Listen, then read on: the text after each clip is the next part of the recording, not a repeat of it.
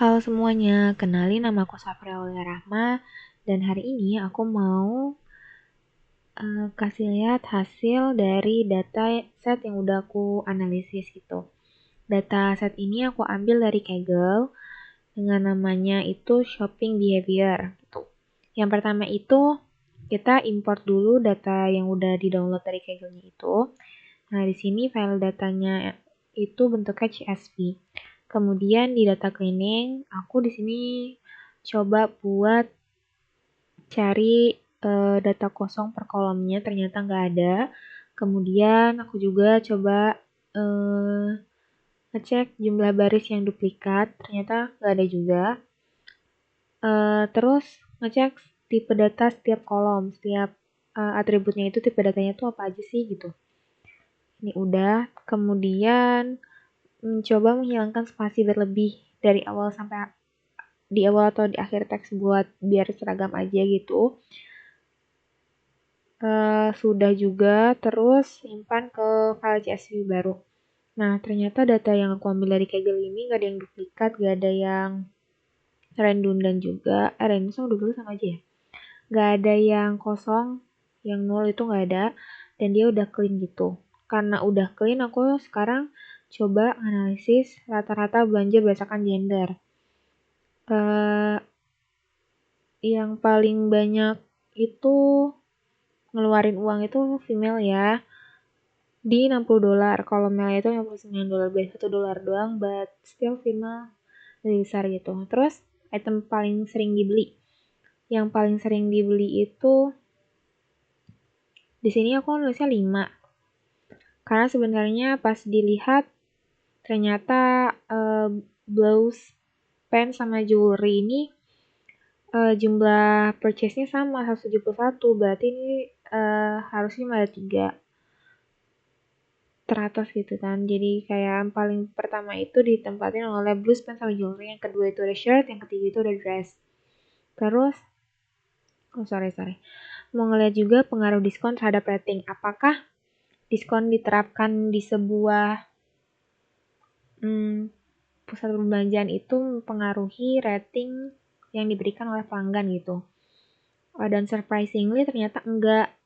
Di sini tuh bisa lihat yang di apply yes ini yang di apply diskonnya, yang di apply tuh maksudnya yang dikasih diskon, yang no ini yang gak dikasih diskon. Ternyata ratingnya malah lebih tinggi yang no, dan itu hanya beda sedikit aja, nggak mempengaruhi signifikan gitu. Jadi nggak selalu banyak diskon itu ngaruh sama rating yang tinggi gitu. Ternyata kualitas barang mungkin ada pengaruh-pengaruh lain yang pengaruhi rating dari pelanggan gitu. Terus di sini ada selanjutnya ada 5 barang yang paling banyak dibeli wanita. Yang pertama itu ada blouse, yang kedua ada shirt sama sandals, yang ketiga itu ada handbag sama socks. Sebenarnya kayak sama ya kayak tadi, ternyata ini frekuensi belinya tuh sama, yang nomor ranking 2 sama ranking 3, tapi barangnya berbeda gitu. Terus ini ada 10 barang favorit pelanggan wanita, yang terakhir yang nomor 10 tuh ada jewelry. Nah, ini juga sama kayak yang tadi, 5 barang paling banyak dibeli pria itu ada pants, jewelry, dress, coat, sama sweater. Terus ini 10 barang favorit pelanggan pria. Nah, kalau dilihat-lihat ada dress yang nomor 3, terus ada skirt juga, dan aku awalnya ngeliat ini kok banyak pria beli dress gitu. Terus dia juga banyak beli jewelry. Mungkin ini tuh mereka beli tuh pria-pria ini buat gift or something. I don't know. Tapi kenapa dia tingkat paling tingginya itu di dress gitu. Next, membandingkan top 5 item tertinggi pria dan wanita dalam satu tabel. Ini yang tadi ya, cuma kita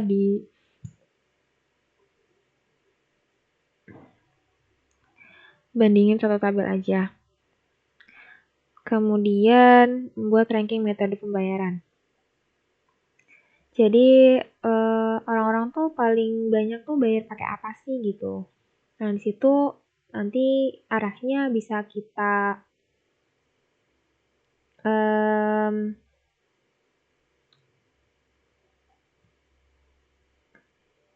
hubungkan dengan gimana pelayanan atau kayak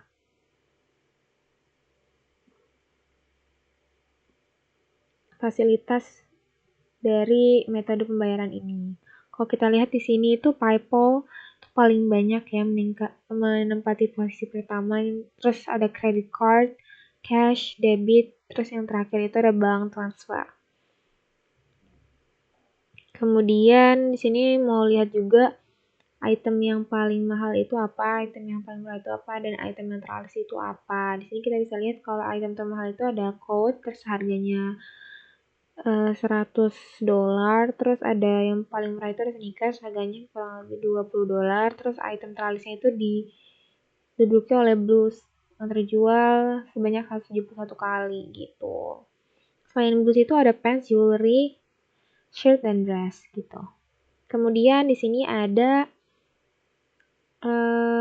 rata-rata harga per kategori. Yang paling mahal itu di footwear, terus diikuti oleh clothing, aksesoris, kemudian outwear. Ini tuh nggak urut ya, jadi acak gitu, ngurutnya per kategori. Kemudian di sini ada item yang paling sering dibeli di setiap musim. Jadi sini kan ada musimnya ya di data setnya, season. Dan kita bisa lihat kalau misalkan di musim gugur itu yang paling banyak itu item yang dibeli itu jaket. Terus kalau di musim semi itu sweater, kalau di musim dingin itu sunglasses, kalau di summer itu ada pants. Nah, ini item yang paling laris per seasonnya. Tapi item yang di bawah ini ada 3 item yang mendominasi di setiap musim. Jadi nggak peduli musim apapun, ketiga item ini tuh tetap laris gitu. Kayak blues, pants, sama jewelry. Dia mau spring, mau fall, mau winter, mau summer, itu dia tetap laris gitu. Tapi kalau yang the most sering dibeli itu yang ini, yang item laris berdasarkan jumlah transaksi gitu. Selanjutnya ada menghitung rata-rata umur per item yang mengurutkannya. Jadi kalau di sini kita bisa lihat ada nama itemnya atau nama barangnya, dan ini rata-rata umur pembelinya. Kalau semua barang bisa kita lihat itu umur pembelinya itu ada di angka rata-rata 40-an ya. Terus bisa kita lihat di sini juga ada jaket, hoodie, handbag itu dia diminati oleh kalangan yang lebih tua gitu. Kalau yang sneakers, t-shirt, shirt, belt itu di kalangan yang lebih muda di umur 41 gitu. Dan ini rata-rata umur membeli. Ya.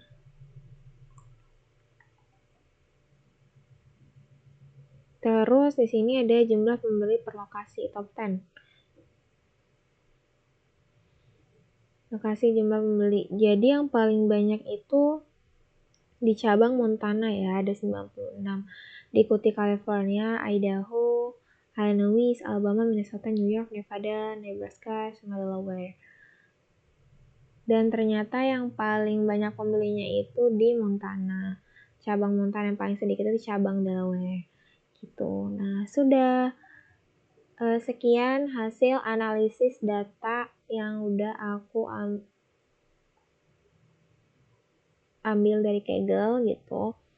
Sebenarnya mau cari data yang belum clean biar mau lebih tahu gitu gimana sih kalau cleaning data. Biasanya tuh ada drop, kalau kita menghapus itu bisa pakai drop gitu kan, but ternyata udah clean di sini. Jadi aku mau coba buat bener-bener clean datanya. Seperti itu. Terima kasih semuanya udah menonton. Oh iya, ini video dibuat untuk mini proyek jadi audisi. Bye bye. Stay tuned in the next video.